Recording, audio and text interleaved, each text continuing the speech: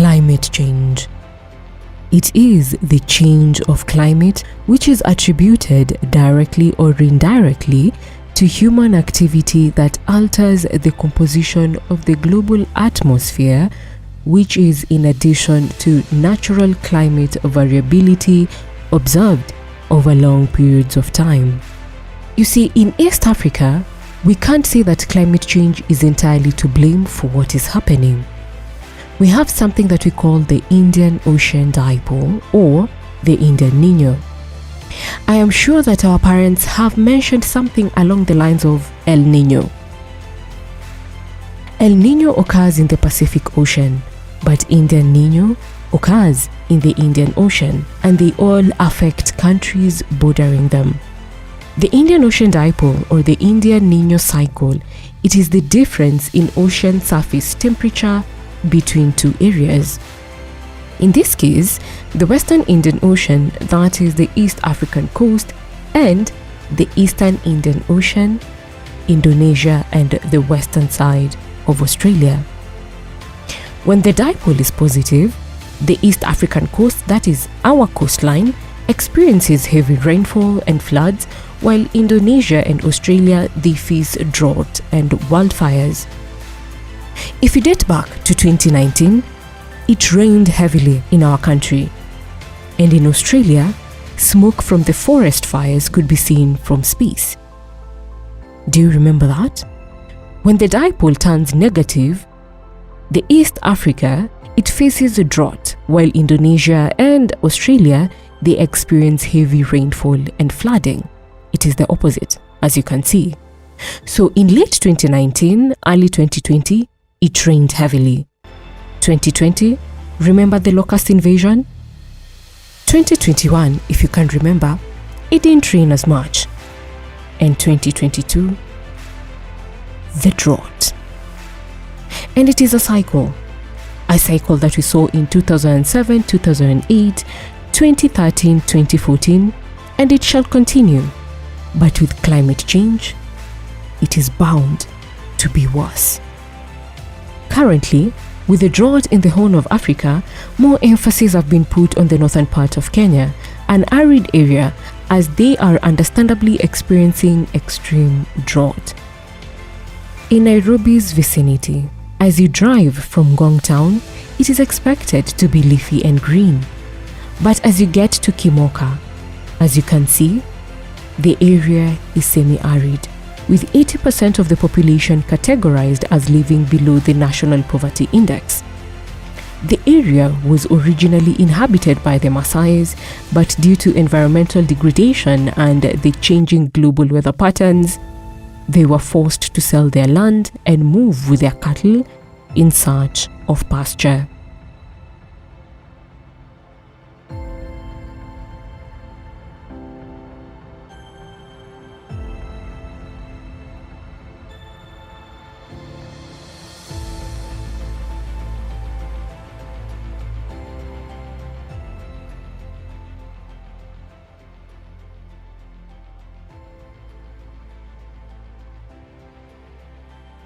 Kimuka.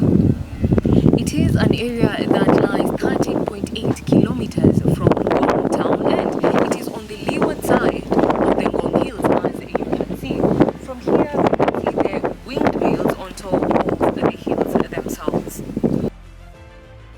The main source of water here is water from the SGR built hundreds of meters away. The other source of water is surface runoff from the occasional rains. The area has no dams or cisterns for water harvesting, resulting in acute shortages for drinking, domestic, and agricultural usage. Today, I wanted to find out the effects of the negative dipole exacerbated by climate change on the people of Kimuka. We went to one of the families who have been living in Kimuka since 1986 to find out their experiences then and their life experience now.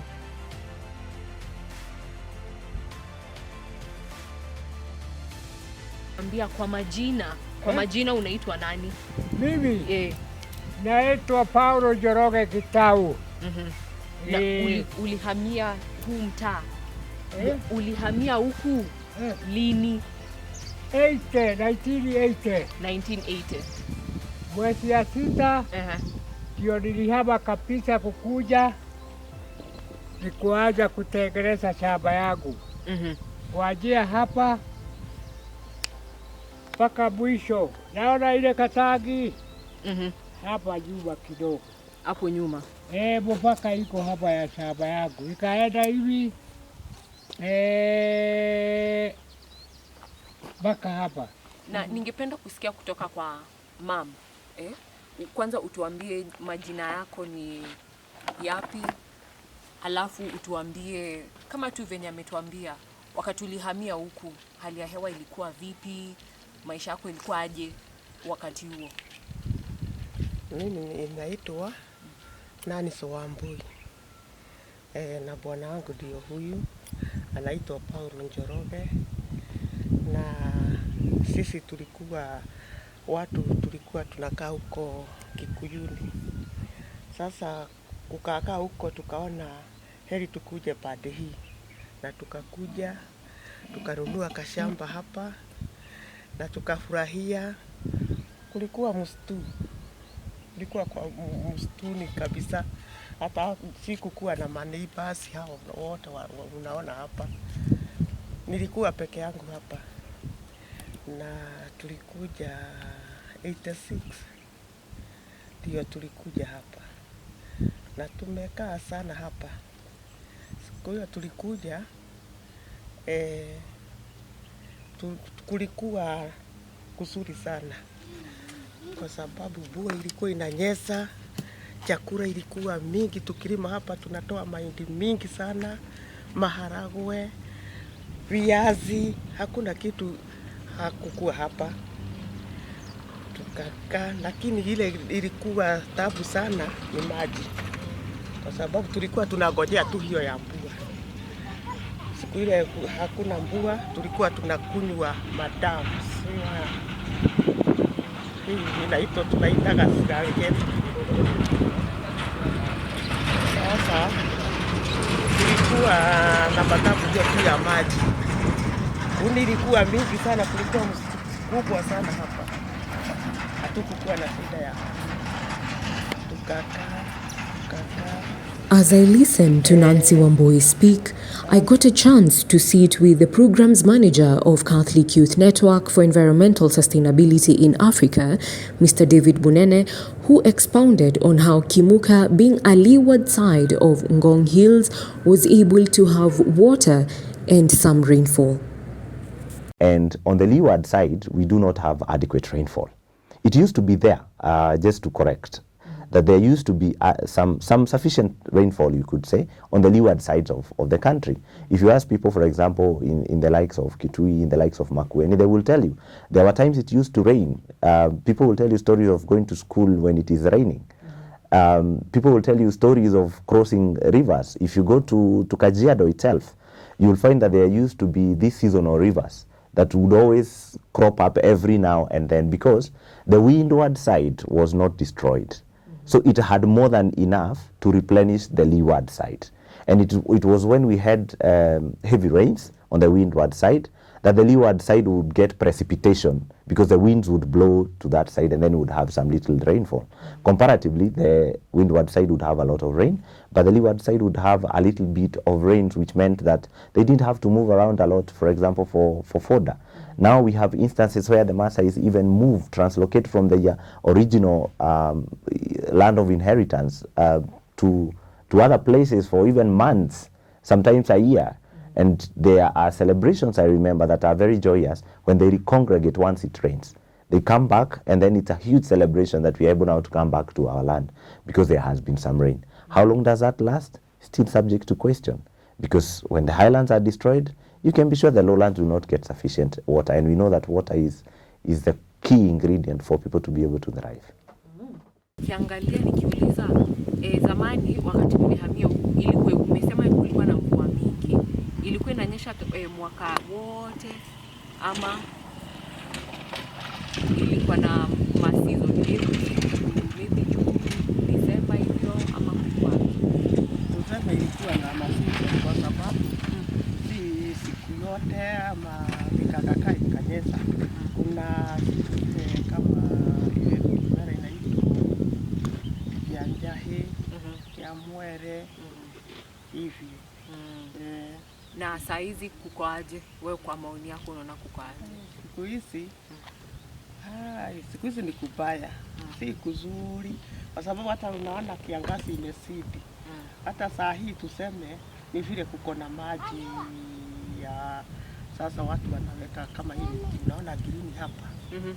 Ni maji ya hii inapitia hapa. In order to further understand the impacts of climate change, I moved around Kimuka and found Abigail at Kimuka Center, and she explained more on the challenges that she has faced.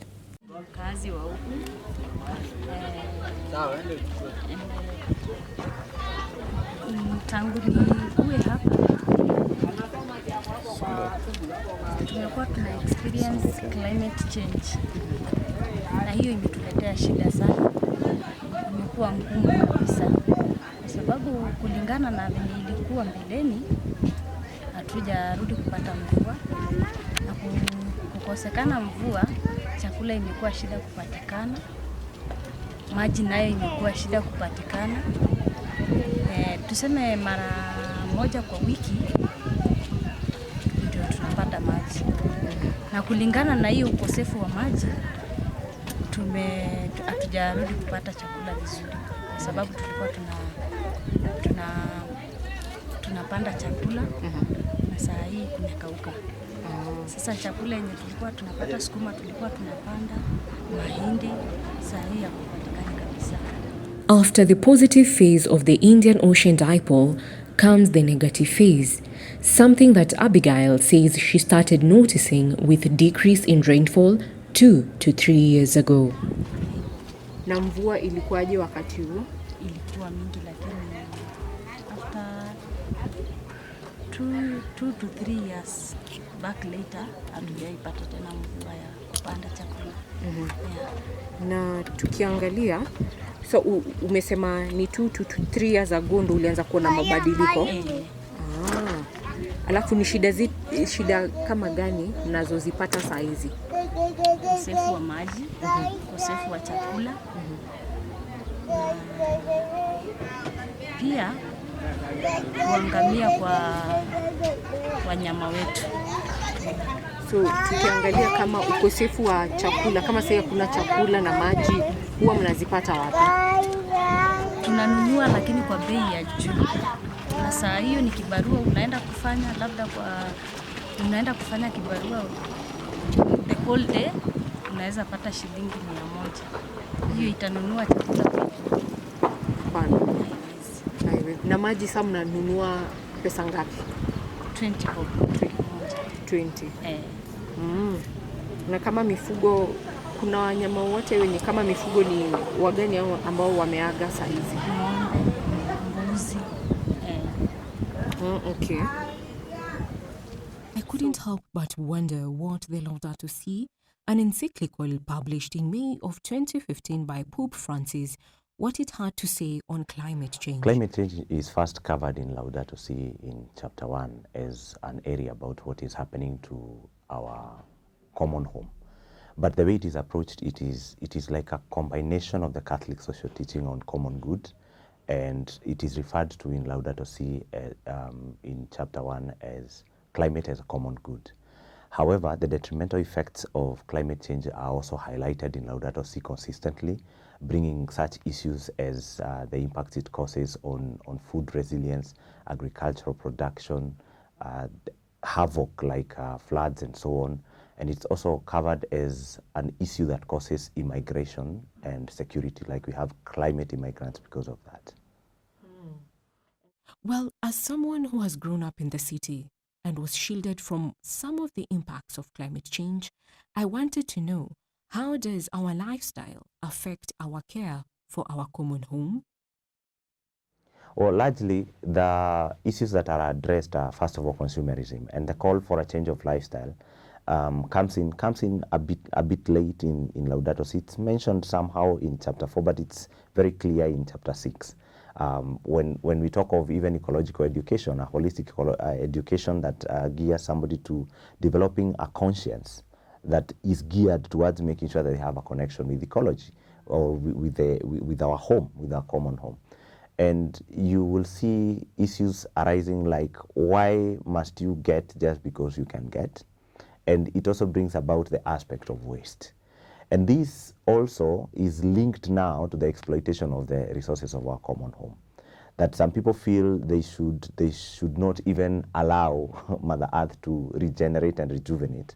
They just go and take and take and take. Sometimes the rationale for taking is foolish on the human side, because when people, for example, have not exhausted the resources they have for food around them, but they want to go now and start tasting cuisine from deep sea, cuisine from the forest and so on, just to try out, adventure. And man has got this perception that is cited in Laudato Si as making themselves feel domineering and dominant over the rest of creation, which is not the case, instead of being stewards.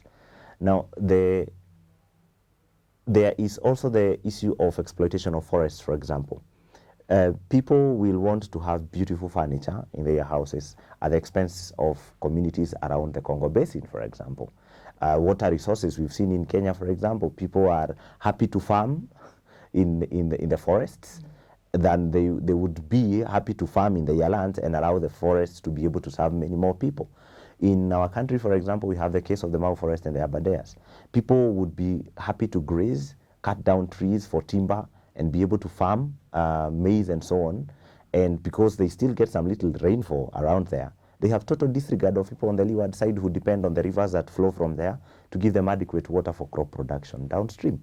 For example, if Mau is destroyed, if the Abadeas is destroyed, it basically means the people of Kitui will face famine because they don't have water to water their crops, they don't have water to water their livestock.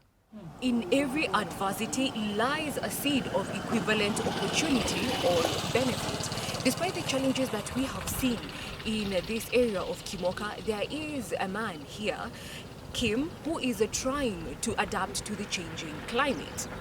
Well, he has dug a water pan and he is practicing drip irrigation where he grows crops for sale.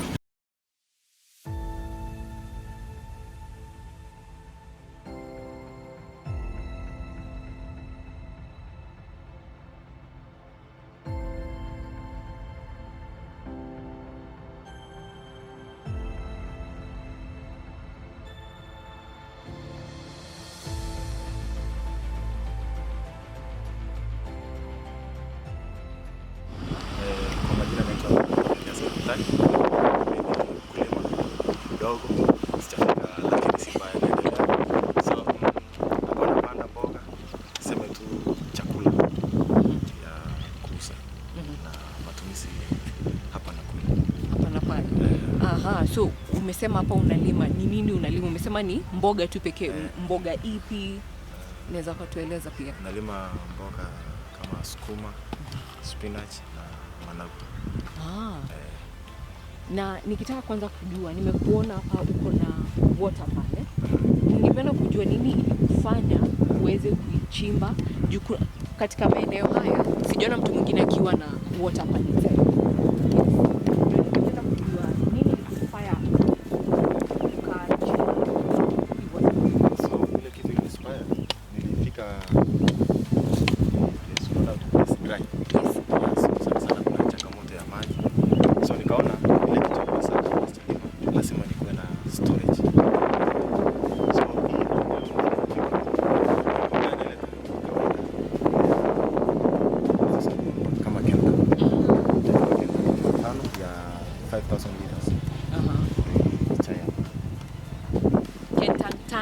Ndio iweze kuja hapa. Na ina hold capacity gani? 47,000 liters. Yeah. Na nikiangalia najua hapa inasemekana kuwa ni 8 months of drought, huwa hakunyeshi sana. So nashangaa hii maji sasa wakati kama kuna mvua kabisa inaweza kusustain. So wakati hakuna mvua sustain bado ni shida tu. Bado ni shida. Nangangana tu. Sometimes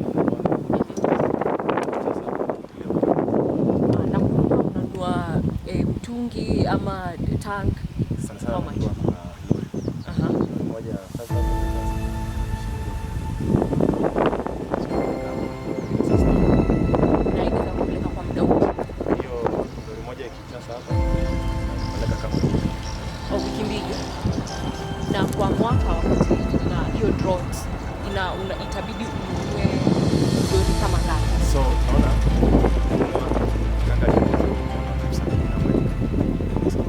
lakini kuna ile project ya Kimuka wa China walichimba hapa SGR. Yes. So ile tunnel kupita pale chini wanapata maji. Sasa ile maji ndio tunatumia sasa. So hiyo maji ndio tunatumia sasa hivi. Kila kitu. So sasa tunafika kiwango hiyo maji ndio sasa Kununua maji. Na nikiangalia kama hali.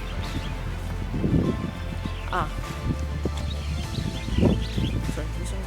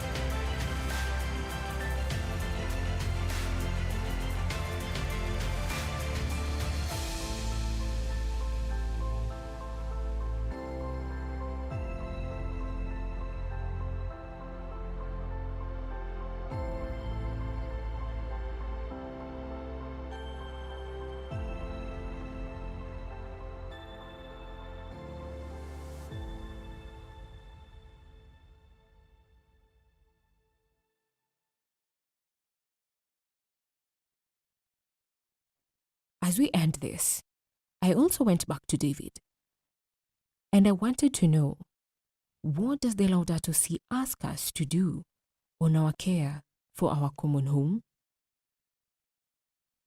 I have this hypothesis that I project, three-prong hypothesis. It's not yet tested, and anyone watching this can help me try it out. I think people do not respond, and not just Christians, they don't respond to issues climate change because of three things.